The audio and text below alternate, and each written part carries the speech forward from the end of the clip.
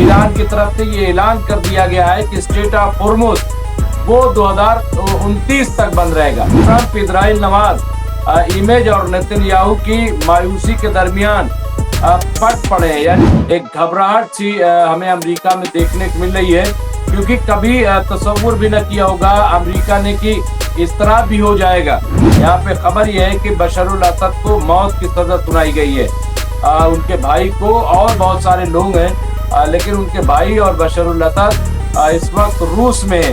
Donald Trump Iran को धमकी देते थे, अब ईरान ने धमकी दी है कि हम तुम्हारी सारी तहजीब मिटा देंगे। तो यहाँ पे देखिए क्या होगा, मैं कैप्टन साहब से ही बातचीत करूंगा, लेकिन ये कि ट्रंप धोखा देते हैं। ट्रंप ने इससे पहले भी धोखा दिया है, और ट्रंप दुनिया को जिस तरह से परेशान कर रहे हैं टैरिफ बढ़ा करके, या वीजा के मामले में, या और बहुत सारे मामलों में, तो दुनिया भी अब ट्रंप से खुश नहीं है। गोया कि हम ये कह सकते हैं कि इनका जो महल है, जो बहुत दिनों से खतरे में था, शायद गिर जाए। हमारे साथ जुड़ गए group captain Uttam Kumar Debnath ji, war expert, military expert, Middle East expert, और इसके अलावा जियो पॉलिटिक्स के पॉलिटिकल एनालिस्ट हैं, और हालात हाजरा पे बड़ी गहरी नजर रखते हैं। मैं उनका इस्तकबाल करता हूँ, खैर मकदम करता हूँ, वेलकम करता हूँ ग्रुप कैप्टन साहब का। और यही कैप्टन साहब, आप जो खबर आ रही है वो बहुत ही चौंकाने वाली है। ईरान ने कहा भाई मैं तो बात ही नहीं करूंगा जब तक डोनाल्ड ट्रंप है। डोनाल्ड ट्रंप रहेंगे 2029 तक, तो जब बातचीत नहीं होगी तो फिर ये मसला हल कैसे होगा। और ईरान ने साफ कह दिया है कि हम तो स्ट्रेट ऑफ हॉर्मुज खोलने वाले नहीं हैं, और ना इनसे हम बात करेंगे। तो अब हालांकि कल खबर आई थी कि पाकिस्तान और कतर एक कोई नई जगह तय कर रहे हैं जहां पे बातचीत होगी। बातचीत तो मेरे ख्याल से होगी, लेकिन ईरान ने एक तरीके से इनको धमकी दी है, या वाकई अब ईरान डोनाल्ड ट्रंप से बात नहीं करेगा, क्योंकि डोनाल्ड ट्रंप की बात में कोई दम नहीं, या क्या वजह हो सकती है कैप्टन साहब? जी हाँ, शुक्रिया डॉक्टर रिजवी। हो ये रहा है कि अब अमेरिका में डोनाल्ड ट्रंप को थोड़ा सा लग रहा है कि और बॉम्ब गिरा गिरा कर ईरान की प्रॉब्लम का सलूशन नहीं निकाल सकते। डोनाल्ड ट्रंप को अब ये आइडिया हो गया है कि अगर ईरान से न्यूक्लियर प्रॉब्लम को सॉल्व करना है, कि ईरान न्यूक्लियर बॉम्ब ना बनाए और 400 किलो यूरेनियम जो है अमेरिका को सौंप दे, जो कि ये दोनों पॉइंट बेसिकली नेतन्याहू यानी इजराइल के पॉइंट है। तो डोनाल्ड ट्रंप को साफ आइडिया हो गया कि वो बम गिरा गिरा के इन दोनों पॉइंट्स को हासिल नहीं कर पाए। एक ही तरीका है कि डोनाल्ड ट्रंप बातचीत करें और बातचीत करके एक बीच का रास्ता निकालें। अब ईरान को भी ये आइडिया हो गया है, ईरान की टॉप पॉलिटिकल और मिलिट्री लीडरशिप को भी ये आइडिया हो गया है कि अब शायद डोनाल्ड ट्रंप हमला करने की स्थिति में नहीं है। बहुत सारे कारण हैं। सबसे बड़ा कारण है पॉलिटिकल रीजन, जिसकी वजह से डोनाल्ड ट्रंप फिलहाल ईरान पर बमबारी शुरू करने की हालत में नहीं है। इसीलिए ईरान अपनी जो बात करने की मजबूती है उसको और ज्यादा मजबूत जगह से ले जाएगा। तो इसीलिए ईरान कह रहा है हम तो बात ही नहीं करेंगे। जैसे ही एक देश, जैसे ही ईरान कहता है हम तो बात ही नहीं करेंगे, इसका मतलब क्या है कि ठीक है, जब बात होगी तो हम बहुत मजबूत पोजीशन से बात करेंगे। यानी अब वो चाहते हैं कि डोनाल्ड ट्रंप नरम हो जाएं, डोनाल्ड ट्रंप गिड़गिड़ाएं और बोलें कि हमने ईरान से रिक्वेस्ट की है कि ईरान हमसे बात करे। फिलहाल डोनाल्ड ट्रंप ऐसा कहते रहते हैं हर जगह कि ईरान हमको रिक्वेस्ट कर रहा है कि हम यानी अमेरिका ईरान से बात करें। जी, ये बार बार मैसेज देने की कोशिश अमेरिका करता रहा है, ताकि दुनिया के सामने ये लग सके कि साहब हम जीत रहे हैं और हमने पूरा कब्जा कर लिया। लेकिन मुझे लग रहा है कि अब तो बहुत चीजें क्लियर हो गई। अब अमेरिका के सेनेटर हैं, वो ये कह रहे हैं कि तुम्हारी पॉलिसी फेल हो गई है, तुम नाकाम प्रेसिडेंट साबित हुए हो।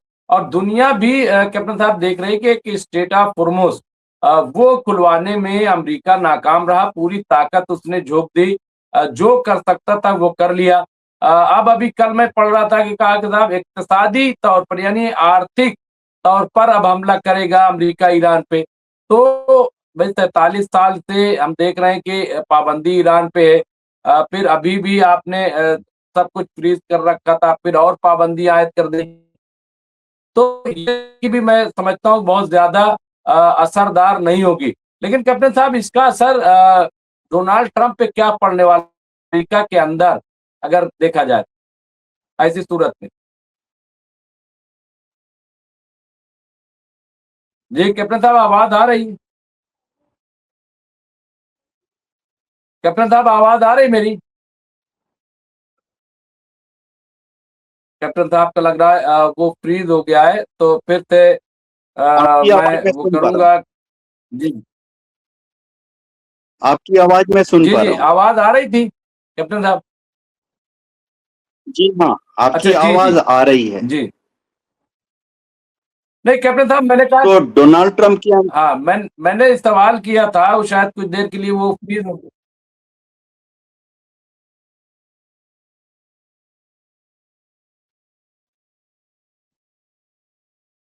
जी कैप्टन साहब।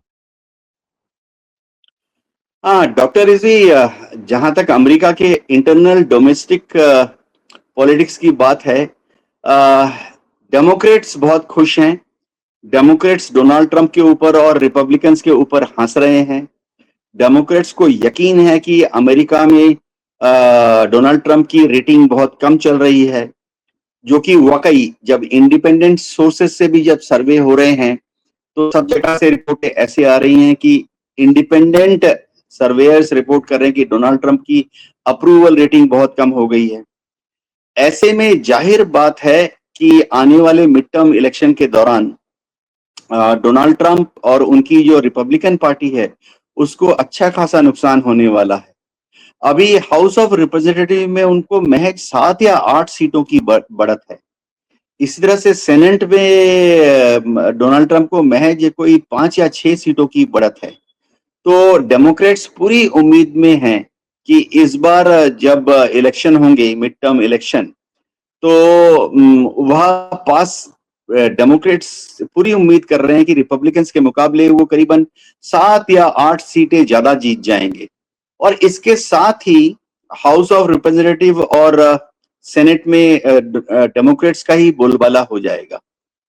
उससे फर्क क्या पड़ेगा? फर्क ये पड़ेगा कि डोनाल्ड ट्रंप जो हैं फिर ये जो बड़े-बड़े साइन करके वो अपने ऑर्डर्स पास कर देते हैं, एग्जीक्यूटिव ऑर्डर्स, जो कि उनको पूरा कॉन्फिडेंस है कि अगले कुछ महीने में ही कांग्रेस में भी पास हो जाएगा।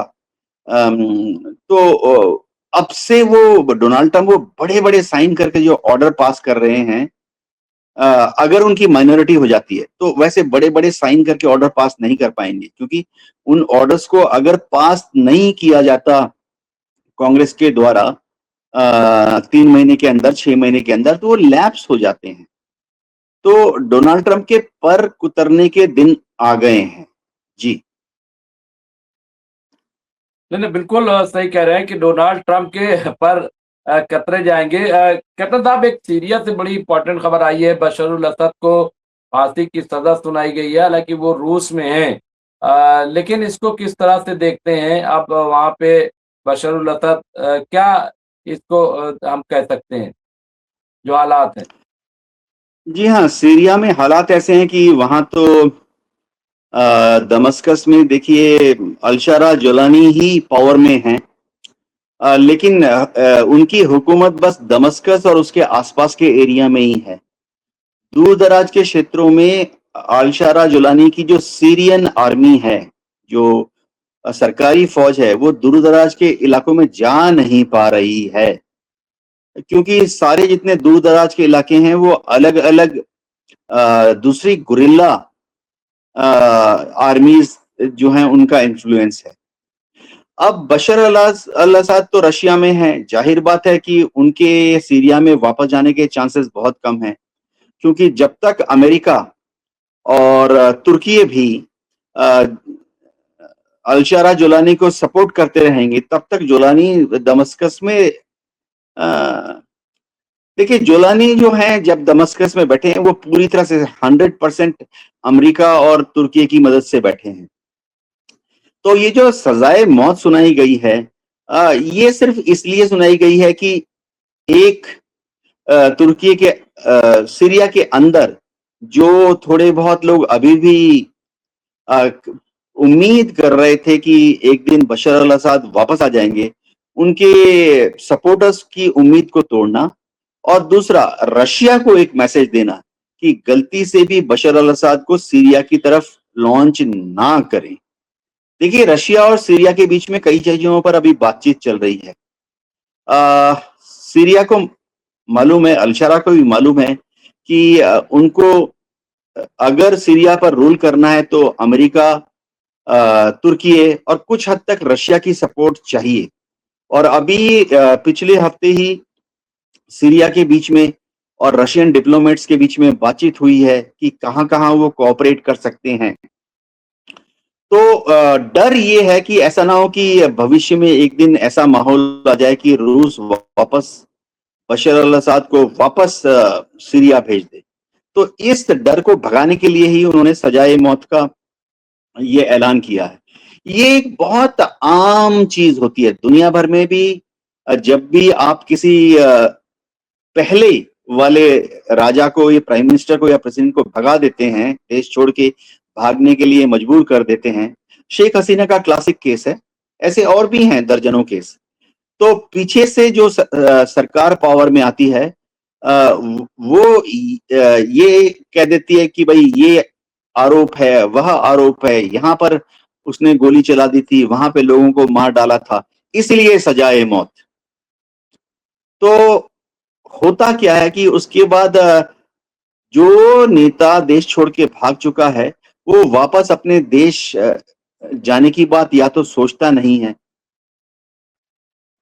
बशर अल असद भी कभी वापस सीरिया के आएंगे नहीं, क्योंकि जैसे ही वो एयरपोर्ट पर लैंड करेंगे उनको अरेस्ट कर लिया जाएगा। अगले 72 घंटे में मिलिट्री कोर्ट में पेश कर दिया जाएगा, उनको गोली मार दी जाएगी। कुछ थोड़ा नेटवर्क की प्रॉब्लम थी मेरे ख्याल से। अब वो प्रॉब्लम हम उससे जुड़ गए हैं, अपना क्या बोलते हैं, जो लैपटॉप है। तो बहरहाल मैं इस वक्त आपका शुक्रिया अदा करूंगा कैप्टन साहब, हमसे जुड़े बातचीत की और जो हालात हैं उस पे हमने तबादले ख्याल अब किए मैं इंशाल्लाह आपको फिर। सुन पा रहा हूँ। जी जी जी जी जी जी। तो बहुत बहुत शुक्रिया कैप्टन साहब आपका कि आप हमसे जुड़े और जो भी हालात है उस पे बातचीत की। इंशाल्लाह फिर हाजिर होंगे और जो भी अपडेट होगी उस पे बातचीत करेंगे। जय हिंद।